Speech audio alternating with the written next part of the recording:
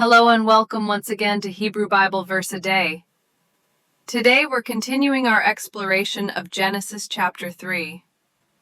We've just looked at verse 9, where the Lord God called out to Adam asking, "Where art thou?" Now we move to Genesis chapter 3, verse 10, which contains Adam's response. Let's read the Hebrew first. Vayomer et kolcha shamaiti bagan.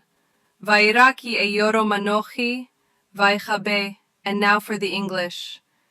And he said, I heard thy voice in the garden, and I was afraid, because I was naked, and I hid myself. Let's go over it a bit slower, word by word, as we always do, drawing on the methodologies for understanding Hebrew, as demonstrated in our previous lessons. Vayomer, vayomer. This means, and he said. This is a very common verb in Genesis, used when God speaks, for instance, Vayomer Elohim, and God said. The root is Amar Aleph Memresh. Et kolcha, this translates to your voice or the sound of you, means voice or sound. We encountered this in Genesis 3:8.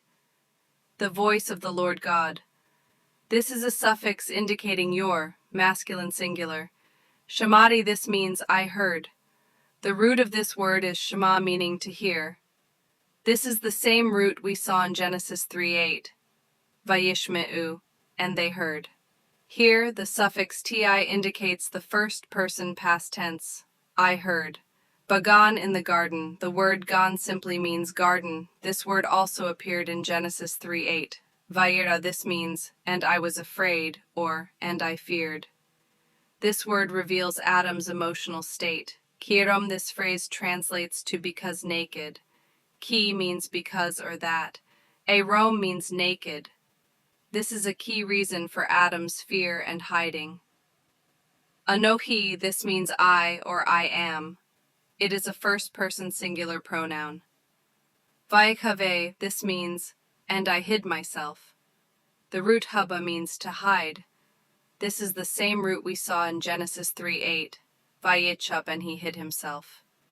This verse is incredibly significant as it is Adam's direct admission of his fear and his reason for hiding, linking it to a state of nakedness.